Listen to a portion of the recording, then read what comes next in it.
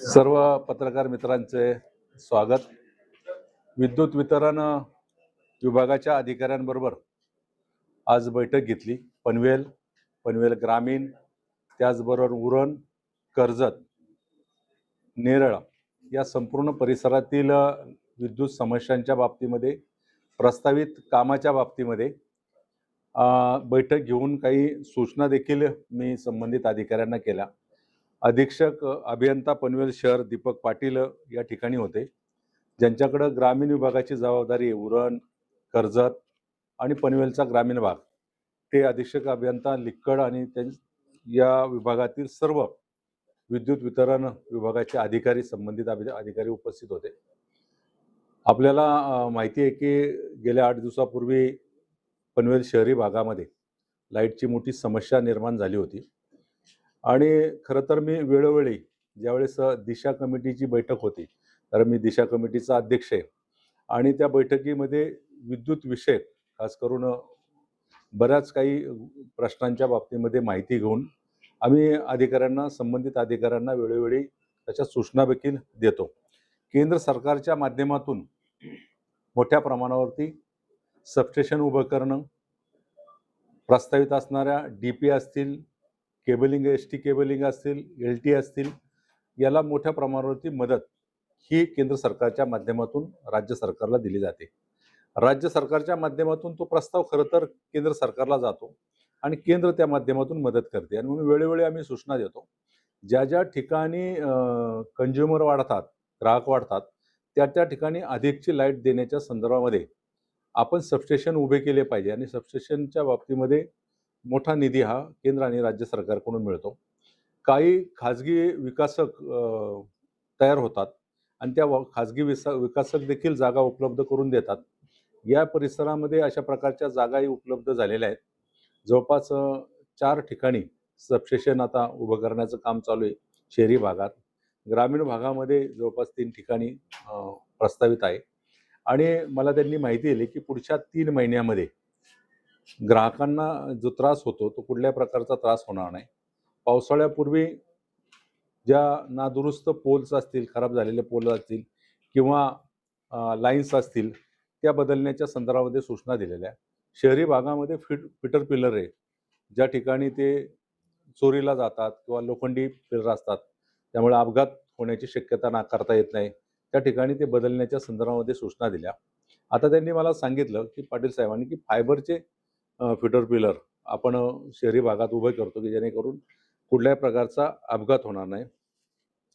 कामोठा इथे 5 MUचं उपकेंद्र पूर्ण झाले असून खांदेश्वरला उपकेंद्रातून वीज पुरवठा केला जातो।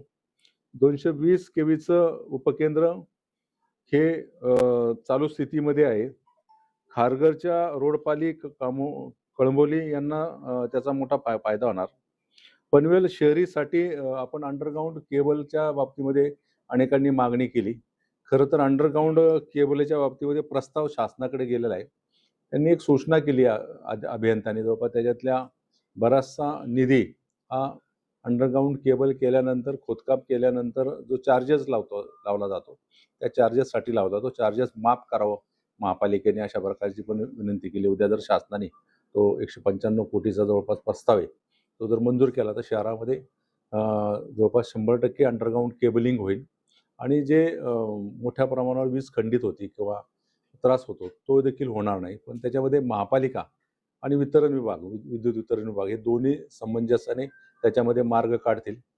मी ही बैठक एवढ्यासाठीच लावली की भविष्यामध्ये या परिसरामध्ये वीज खंडित होऊ नये, ग्राहकांना त्रास होऊ नये आणि मुख्य तौर पर जे सबस्टेशन आहे, ज्या डीपीची क्षमता वाढवण्याची असेल, जिथं केबलिंगची आवश्यकता आहे, त्या नादुरुस्त केबल आहे, जवळपास त्यांनी मला सांगितलं की ठाणे आणि ग्रामीण भागातून केबल त्यांनी जवळपास मागवलेले आहे बऱ्याचशा आणि ते काम येत्या त्यांनी 5-6 दिवसात पूर्ण होईल आणि पूर्णत्वाला जाईल। जिथं जिथं केबलिंगचा बाबतीमध्ये लाईट जाती आणि ती शोधण्यासाठी त्यांची खाजगी एजन्सी आहेत, त्यांना गाड्या उपलब्ध नसतात, त्याही गाड्या उपलब्ध करून देण्याच्या संदर्भामध्ये मी सूचना दिलेल्या आहे। एकंदरीत वीज पुरवठा खंडित होऊ नये आणि झाला तरी ते तात्काळ दुरुस्त व्हावा, नागरिकांना जो त्रास होतो तो त्रास होऊ नये, सूर्यघर योजना ही महत्त्वपूर्ण योजना एक शहरी भागासाठी केंद्र सरकारची योजना आहे, की ज्या माध्यमातून रूफटॉप सोलर केलं जातं आणि जवळपास 36,000 रुपये सबसिडी ही केंद्र सरकार त्याला देते. सोसायटीचा भाग असेल तर ती जवळपास 1,00,000पर्यंतची सबसिडी, 1,00,000च्या वर देखील सबसिडी ती मिळते. त्याचा जास्तीत जास्त प्रसार व्हावा या दृष्टिकोनातून मी सूचना दिल्यात. लोकप्रतिनिधी असेल, ग्रामीण भागातले सरपंच असतील, ग्रामसेवक असतील किंवा त्या भागातले लोकप्रतिनिधी असतील, त्यांना बरोबर घेऊन लोकांमध्ये जनजागृती करून सूर्यघर योजनाच्या जरा रूफटॉप सोलर लावले तर ग्राहकांना जो वीज मोठ्या प्रमाणावर येते ती कमी बिल येईल आणि त्याचा देखील फायदा होईल. स्मार्ट मीटरच्या बाबतीमध्ये काही तक्रारी देखील आलेल्या होत्या. स्मार्ट मीटर लावल्यानंतर त्याचं बिल अधिकचं येतं किंवा काय येतं. तर त्या बाबतीमध्ये काही सूचना मी केलेल्या आहे, की स्मार्ट मीटर ग्राहकांना कुठल्या प्रकारचा त्रास होऊ नये. स्मार्ट मीटरच्या बाबतीमध्ये तक्रारी असेल तर त्याला त्याच्या शेजारी सबमीटर लावून त्याची देखील तपासणी करून त्या ग्राहकाला पूर्णतः खात्री पटवून द्यावी या दृष्टिकोनातून प्रयत्न करावा.